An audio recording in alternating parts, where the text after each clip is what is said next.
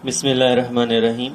अस्सलामुअलैकुम स्टूडेंट्स। हमारा lecture number 1 आज स्टार्ट हो रहा है और चैप्टर जो अभी हमने करना है वो है आपका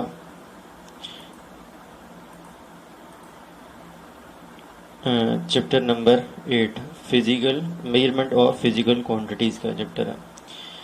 तो प्रीवियस जब हमने ऑलरेडी चैप्टर इस बुक से किए थे वो थे आपको स्टार्ट में बुक का इंट्रोडक्शन दिया था कि बुक के अंदर जो आपके पास चैप्टर्स हैं उसमें चैप्टर नंबर 1, 2, 3 ये आपके 1, 2, 3, 4 ये आपके बायो से रिलेटेड चैप्टर्स थे। फिर उसके बाद 5, 6 ये आपके केमिस्ट्री से रिलेटेड चैप्टर्स हैं और उसके बाद 7 से ऑनवर्ड जो है वो आपके फिजिक्स से रिलेटेड चैप्टर्स हैं।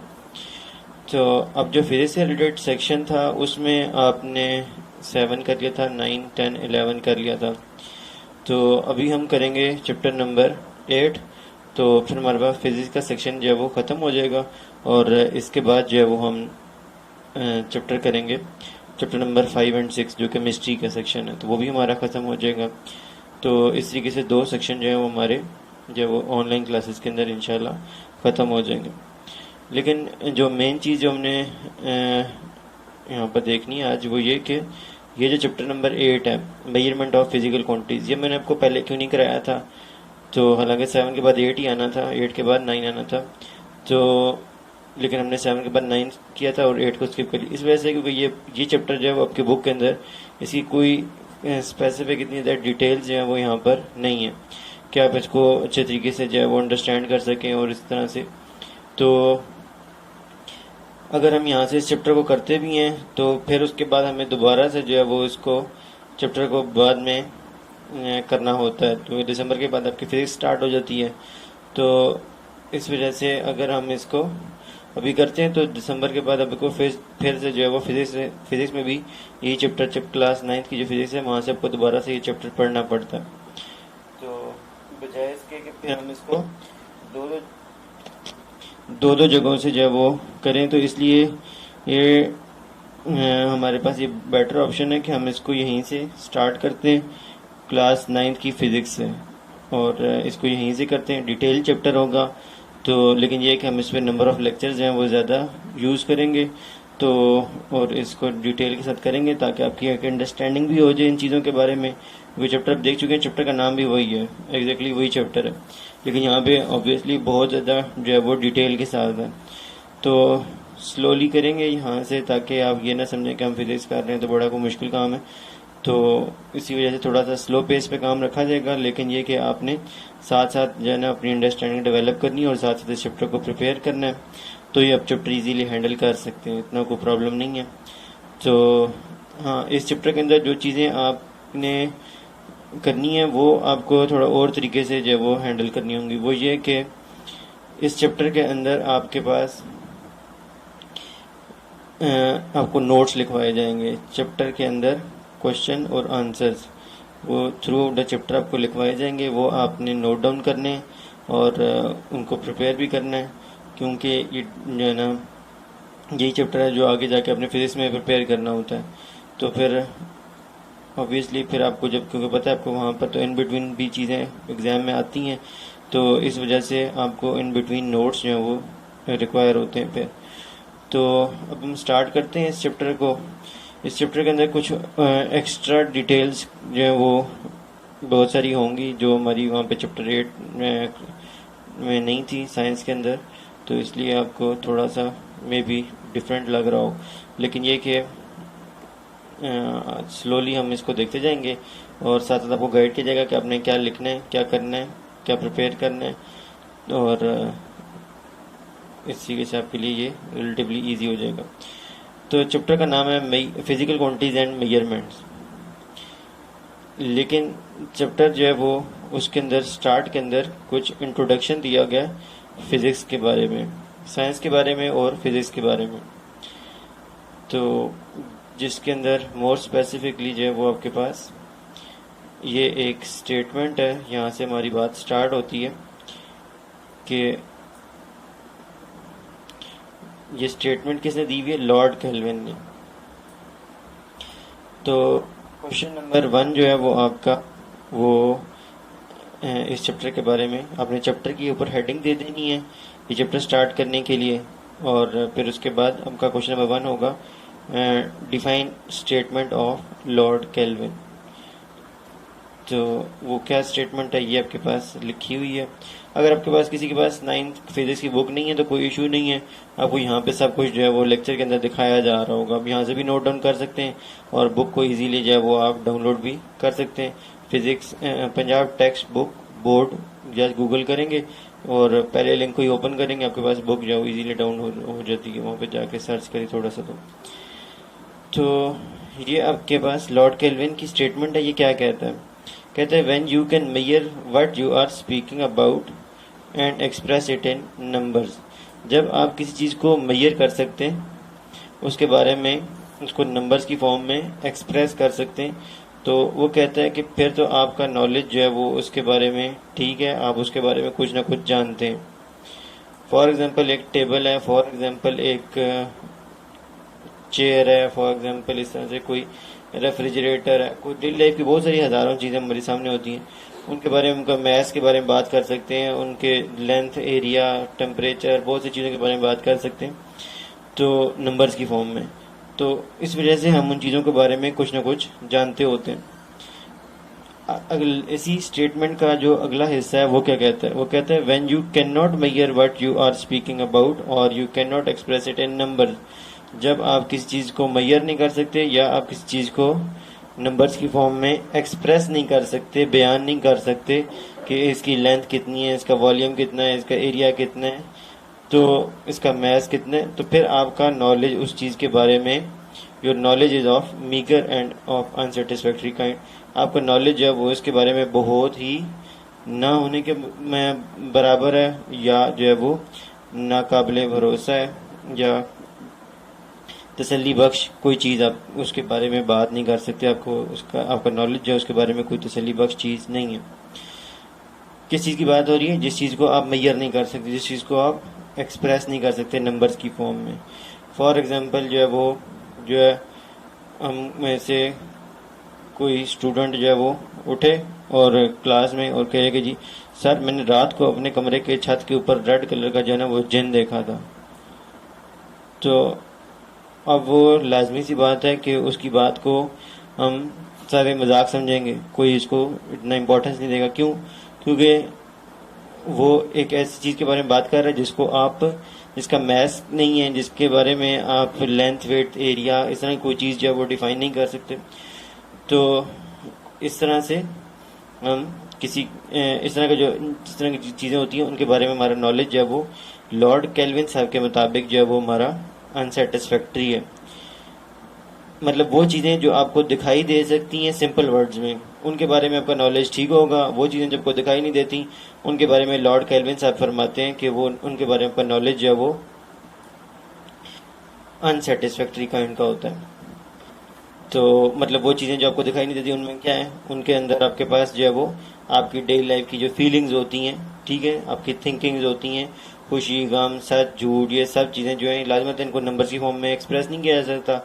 तो इस वजह से वो कहते हैं कि इन चीज़ों की जो है वो ये इनके बारे में नॉलेज जो है वो अनसेटिस्फैक्ट्री होता है। फरिश्ते हो गए, जन्नात हो गए, ठीक है, इस तरह की बहुत सारी मखलूक़ात।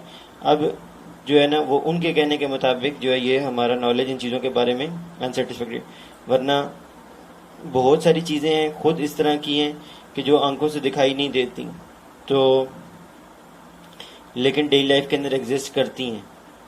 तो जिस तरह से फॉर एग्जांपल ग्रेविटी है कि आपको पता है कि अगर एक ईंट को आप छत से गिराते हैं तो वो अंडर ग्रेविटी जो है वो नीचे गिरती है, लेकिन ग्रेविटी कभी किसी ने देखी है? नहीं देखी। तो बहुत सारी चीज़ें हमारे पास डेली लाइफ में इस तरह की होती हैं जो हमें आंखों से दिखाई नहीं दे रही होती, लेकिन उन चीज़ों की इंपॉर्टेंस होती है। तो बहरहाल ये लॉर्ड केल्विन साहब की स्टेटमेंट थी। हम जो है वो इसको जस्ट जो है वो नोट डाउन नहीं कर सकते हम, लेकिन उन्होंने भी ये नहीं कहा कि जो चीज़ें आप जिन चीज़ों को नंबर्स की फॉर्म में नहीं लिख सकते या एक्सप्रेस नहीं कर सकते या बयान नहीं कर सकते वो चीज़ें होती नहीं है। उन्होंने कहा उन चीज़ों के बारे में का नॉलेज जो है वो अनसेटिस्फैक्ट्री होता है। ना उन्होंने इन चीज़ों की ये इस बारे में कोई बात की है कि उन चीज़ों की कोई इंपॉर्टेंस नहीं होती, तो ऐसी कोई बात नहीं है। हकीकत देखी जाए तो वो चीज़ें जो शायद दिखाई नहीं देती जो है उन्हीं चीज़ों की ज़्यादा इंपॉर्टेंस होती है कि जब आप उन चीज़ों के ऊपर फोकस करते हैं तो हमारी लाइफ जो है वो ठीक होती है। मतलब अगर किसी को ये डेली लाइफ की इखलाकियात हैं, सच झूठ इस तरह की बहुत सारी चीज़ें, हसद तकब्बुर गीबत इस तरह की बुराइयाँ हैं, इसके मद्दे मुकाबल बहुत सारे हसनात हैं, अच्छी चीज़ें होती हैं। तो मतलब हुस्न इखलाक हो गया, फिर इसके अलावा जो है वो सच्चाई होगी, वादा वफाई होगी, इस तरह की बहुत सारी चीज़ें होती हैं डेली लाइफ के अंदर। लाजिमत है कि वो दिखाई तो नहीं देती, लेकिन उन वही चीज़ें होती हैं जो इंसान को बना रही होती हैं, और उन्हीं चीज़ के ऊपर जो है वो इंसान का करेक्टर बिल्ट हो रहा होता है। वो चीज़ें इंसान के लिए इस जो हम चीज़ें पढ़ रहे होते हैं इनसे ज़्यादा इंपॉर्टेंस रखती हैं। तो बहरहाल आपका क्वेश्चन नंबर 1 यही था कि what is the statement of Lord kelvin. तो वो आपने ये define statement of Lord kelvin, तो आपने ये सारा आंसर उसमें मेंशन कर देना और उसको प्रिपेयर भी करना है। अब इसके बाद जो है वो स्टार्ट के अंदर चैप्टर में कुछ डिस्कशन हुई हुई है साइंस के बारे में, कि साइंस क्या है कि आपके पास जो है वो डेली लाइफ में हम बहुत सी चीज़ें ऑब्जर्व करते हैं और कुछ आंखों से देख लेते हैं, और कुछ जो है वो हम एक्सपेरिमेंट से उन चीज़ों की डिटेल जो है वो ऑब्जर्व करते हैं। तो जितना भी आपके पास नॉलेज, चाहे आपकी डायरेक्ट ऑब्जर्वेशन से आ रहा हो चाहे एक्सपेरिमेंटेशन से आ रहा हो, ये सारा का सारा नॉलेज क्या कहलाता है? साइंस कहलाता है। The word science is derive from the Latin word scientia, और ये लैटिन का वर्ड था साइंटिया, वहाँ से ये वर्ड डिराइव हुआ था साइंस का, और उसका मतलब क्या था? नॉलेज। अब उसके बाद आपके पास 18th सेंचुरी से पहले साइंस का वर्ड यूज़ नहीं होता था। वो लोग जो एक्सपेरिमेंटेशन या ऑब्जर्वेशन वाली फील्ड के अंदर इन्वॉल्व होते थे, सिंपल वर्ड में अगर आपको मैं कहूँ कि साइंस क्या है, तो knowledge about matter is called science. ये तो चलो ठीक है, डेफिनेशन को हाईलाइट करके दे दी है, बुक में भी लिखी है, आपने प्रीवियस क्लास में पढ़ी होती है साइंस की डेफिनेशन। लेकिन सिंपल वर्ड में कहा जाए साइंस क्या है, तो नॉलेज अबाउट मैटर। मैटर क्या होता है? ये जो आपके पास सॉलिड लिक्विड गैस की फॉर्म में जो चीज़ भी है कायनात के अंदर, वो छोटी से छोटी चीज़ हो या बड़ी से बड़ी चीज़ हो, वो आपके पास मैटर होती है। सॉलिड लिक्विड गैस की फॉर्म में जो चीज़ भी है उसके बारे में आप जब भी पढ़ रहे होते हैं, जब भी उसके बारे में सोच रहे होते हैं, उसके बारे में ऑब्जर्वेशन कर रहे होते हैं, एक्सपेरिमेंटेशन कर रहे होते हैं, तो आप साइंस के अंदर इन्वॉल्व हुए होते हैं। तो अब बात यह है कि अंटिल 18th सेंचुरी से पहले जो है वो अगर मैटर के बारे में कोई चीज़ पढ़ता था, मटेरियल ऑब्जेक्ट्स के बारे में कोई बात करता था, तो या इन चीज़ों के बारे में नॉलेज गेन कर रहा होता था किसी स्कूल में जाके किसी टीचर के पास, तो वो ये नहीं कहा जाता था ये साइंस पढ़ रहा है, वो कह देते थे कि ये क्या पढ़ रहा है? Natural philosophy. उस ज़माने में मटेरियल ऑब्जेक्ट्स की स्टडी को क्या कहा जाता था? नेचुरल फिलोसफी कहा जाता था। तो ये उससे अगली चीज़ है, not until 18th century various aspects of material object were studied under a single subject called natural philosophy. लेकिन जो जो नॉलेज इंक्रीज हुआ तो हमारे पास साइंस का वर्ड आ गया, और साइंस के वर्ड के बाद जो है वो फिर 18th सेंचुरी के बाद साइंस का वर्ड आ गया, और फिर उसके बाद जो है वो उसकी 2 ब्रांचेस बन गई। साइंस की 2 ब्रांचेस जो हैं वो बन गई थी। वो 2 ब्रांचेस कौन सी थी? एक का नाम था फिजिकल साइंस और दूसरे का नाम था बायोलॉजिकल साइंस। फिजिकल साइंस क्या है और बायोलॉजिकल साइंस क्या है? फिजिकल साइंस ये है कि जो चीज़ें डेली मैटर से रिलेटेड, मटेरियल ऑब्जेक्ट से रिलेटेड जो हैं वो इस तरह की चीज़ें जो नॉन लिविंग थिंग्स है, मतलब सॉलिड लिक्विड गैस के अंदर से वो चीज़ें जो आपकी नॉन लिविंग थिंग्स आपको पता होगा जो खुद से हरकत नहीं कर सकती। तो जिस तरह से आपके पास कोई टेबल है, चेयर है, इस तरह की जितनी चीज़ें, पंखा हो गया, गाड़ी होगी, जहाज़ हो गया, ये सब चीज़ें, ये सब फिजिकल साइंस में आती थी। और जो दूसरी चीज़ें थी मैटर में से, मटेरियल ऑब्जेक्ट में से, जो लिविंग बॉडीज थी, उनको जो है वो कहाँ पर कौन सी स्टडी के अंदर इन्वॉल्व किया जाता था? उसको कहा जाता था बायोलॉजिकल साइंस। तो 2 स्ट्रीम्स थी, स्ट्रीम्स का मतलब ब्रांचेस थी साइंस की, वो थी फिजिकल साइंस और बायोलॉजिकल साइंस। फिजिकल साइंस क्या है? अगर उसकी डेफिनेशन लिखी, which deal with the study of non living thing. Biological science क्या है? Which are concern with the study of living things. तो ये नेचुरल फिलोसफी के बाद जब साइंस का वर्ड इन्वॉल्व हुआ और साइंस की फिर आगे ये 2 टाइप बनी, तो ये हमारे पास सामने चीज़ आ गई। तो क्वेश्चन नंबर 2 आपका होगा, what is science comma natural philosophy, और क्वेश्चन मार्क आप आगे लगा देंगे।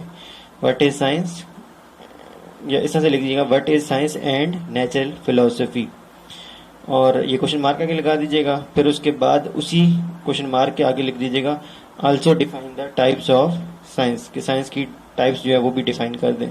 तो आपने जितना ये आपको हाईलाइट करके दिया है, एक तो ये साइंस का डेफिनेशन, और फिर उसके बाद नेचुरल फिलोसफी की, और फिर उसके बाद ये उसकी फिजिकल साइंस और बायोलॉजिकल साइंस की डेफिनेशन, ये आपने वहाँ पर इस आंसर में, क्वेश्चन नंबर 2 के आंसर में मेंशन कर देनी है। अब उसके बाद अगली चीज़ है कि मेजरमेंट्स की, क्योंकि चैप्टर का नाम क्या है, फिजिकल क्वांटिटीज एंड मेजरमेंट्स। तो अब मेजरमेंट्स के बारे में कुछ बात करते हैं। Measurements are not confined to science, measurements का साइंस के साथ कोई ताल्लुक नहीं होता। They are part of our life, कि आपको ये हमारी ज़िंदगी का हिस्सा है, क्योंकि आपने बाजार जाना है, चीज़ें खरीदनी है, दूसरों ने चीज़ें खरीदनी है, जिन्हें बेचनी है, सब लोगों को मेजरमेंट्स के साथ इन्वॉल्व होना पड़ता है। चाहे किसी ने पढ़ा हो, चाहे किसी ने ना पढ़ा हो, हर एक को जो है वो मेजरमेंट्स के साथ डील करना पड़ता है। तो they play an important role to describe and understand the physical world. Physical world को अगर आपने समझना है या इसमें रहना है, चलना है, तो आपके लिए ये मेजरमेंट्स बहुत इंपॉर्टेंट रोल प्ले कर रही होती हैं। Over the centuries man has improve the method of measurement, सदियों से इम्प्रूव मेजरमेंट्स के जो मेथड्स थे वो इम्प्रूव होते जा रहे थे। अभी आपको पता है कि कुछ साल पहले जो है वो एक तराजू होता था, इसके 2 पैन्स होते थे, एक के अंदर जो है वो आप लेफ्ट के ऊपर किलो के वज़न रखते थे, और जो है वो राइट के ऊपर जो है वो दूसरा जिस चीज़ को मेजर करते हैं उसको रखते थे, फिर वो उसको बैलेंस करते थे। तो इस तरह मुख्तलिफ में ना इंस्ट्रूमेंट इस्तेमाल होते थे। लेकिन आजकल किसी भी जगह पर जाएंगे, दूध दही दूध वाली दुकान के ऊपर या सब्जी वाली दुकान पर, उनके पास डिजिटल होते हैं मेजरमेंट टूल्स होते हैं। तो इस तरह से मतलब सदियों के साथ साथ जो है वो इम्प्रूवमेंट आती जा रही थी मेजरमेंट की जो है वो टेक्निक के अंदर। तो in this unit we will study some physical quantities and a few useful measurement instrument। इसमें हम फिजिकल क्वांटिटीज़ के बारे में बात करेंगे कि कौन कौन सी ऐसी क्वांटिटीज़ हैं जिनको हम डेली लाइफ में मेजर करते हैं, और फिर उसके अलावा जो है वो मेजरमेंट के इंस्ट्रूमेंट जो हैं वो भी हमने कुछ डिस्कस करने हैं इसके अंदर। तो अब इसके बाद फिजिकल क्वांटिटीज़ जो है वो हमारे पास यहाँ से अगला टॉपिक जो है यहाँ से स्टार्ट हो जाएगा, फिजिकल क्वांटिटीज़ 1.2, और इसके बाद तकरीबन ये आगे वही चैप्टर चलता जाएगा जो हमारा क्लास 8 में भी था, लेकिन यहाँ पर डिटेल के साथ होगा। जो बिल्कुल हट के एक नई चीज़ यहाँ पर आपको चैप्टर में नज़र आ रही है वो आपके पास है कि क्योंकि बुक की फिजिक्स के बारे में, तो इसमें इन्होंने स्टार्ट में फिजिक्स का इंट्रोडक्शन जो है वो यहाँ पर इस चैप्टर में फिर दिया है, और साथ में ये ब्रांचेज हैं। तो हम इसके बारे में बात कर लेते हैं, क्योंकि वहाँ पर हमारे पास फिजिक्स का सेक्शन तो था ही, कोई नई चीज़ है इस तरह की नहीं है कि हम इसको बिल्कुल ही कहें कि ये इसका हमें कोई यहाँ पर बहुत ही हट के बात आ रही है। तो अभी हमने ऊपर देखा कि आपके पास साइंस की 2 स्ट्रीम्स निकली, फिजिकल साइंस और बायोलॉजिकल साइंस। फिजिकल साइंस वो थी जो नॉन लिविंग थिंग से रिलेटेड थी, और बायोलॉजिकल साइंस वो थी जो कि लिविंग थिंग से रिलेटेड थी। अब जो फिजिकल साइंस थी उसको 19th सेंचुरी के अंदर आगे 5 पार्ट्स में डिवाइड किया गया था। साइंस की 2 टाइप्स थी, फिजिकल साइंस, बायोलॉजिकल साइंस, और फिजिकल साइंस की फिर आगे 5 टाइप्स निकल आई। वो कौन कौन सी थी? वो आपके पास ये थी, एक थी आपके पास फिजिक्स, दूसरी थी केमिस्ट्री, तीसरी थी एस्ट्रोनॉमी, जियोलॉजी और मेट्रोलॉजी। ये 5 के ये ब्रांचेज हैं आगे फिजिकल साइंस की। मतलब अब इसका मतलब क्या कि फिजिकल साइंस जिसको आप जो नॉन लिविंग थिंग्स जिनके साथ हमें डील करना पड़ता है, physics, chemistry, astronomy, geology and metrology. Chemistry क्या होती है? अगर आप मैटर को, नॉन लिविंग थिंग्स को उस स्टेज के ऊपर जाकर देख रहे हैं जो एटॉमिक स्केल है, मतलब बहुत ही छोटी छोटी चीज़ें, एटम, मॉलिक्यूल, इलेक्ट्रॉन, प्रोटॉन, तो फिर इसका मतलब आप केमिस्ट्री को डील कर रहे हैं। अगर वही चीज़ें जोड़ जोड़ के बड़ी चीज़ बन जाए, मिसाल के तौर पर एक पंखा बन जाता है, मिसाल के तौर पर जो है वो एक कोई भी इस तरह का टेबल बन जाता है, चेयर बन जाता है, और बड़ी चीज़ बन गई है। अब आप उसका मैथ देख रहे होंगे, उसकी लेंथ देख रहे होंगे, उसका एरिया देख रहे होंगे, इस तरह की चीज़ें उसकी देख रहे होंगे। तो जब चीज़ें बड़ी हो जाती हैं तो फिर आप उनको केमिस्ट्री में नहीं, फिर उनका फिजिक्स में देखते हैं। और अगर वही चीज़ें जो हैं बहुत बड़ी हों कि जिस तरह से आपके पास प्लैनेट्स होते हैं, ठीक है, हेवनली बॉडीज होती हैं, सन, मून, अर्थ, इस तरह के प्लैनेट्स वगैरह सब चीज़ें, स्टार्स, तो फिर जब ज़्यादा चीज़ें बड़ी हो जाती हैं फिर हम उसको फिजिक्स से आगे निकल जाते हैं, फिर हम उसको एस्ट्रोनॉमी में पढ़ रहे होते हैं। तो ये तो 3 चीज़ें थी, केमिस्ट्री बहुत छोटे स्केल पे, फिजिक्स उससे बड़े स्केल पे, मतलब जब आप बड़ी चीज़ें, बात मिसाल के तौर पर जो है वो टेबल चेयर जो है ना, ट्रेन जहाज़ और बाइसाइकिल साइकिल कार, इस तरह की चीज़ों के बारे में बात कर रहे हैं, तो ये आपके पास फिजिक्स में इन्वॉल्व होती है चीज़ें, मतलब जो डेली में ज़्यादातर हमें इन चीज़ों के साथ वास्ता पड़ता है। और फिर उसके बाद अगर बड़ी चीज़ें हों जैसे प्लैनेट्स हैं तो फिर एस्ट्रोनॉमी में बात चली जाती है।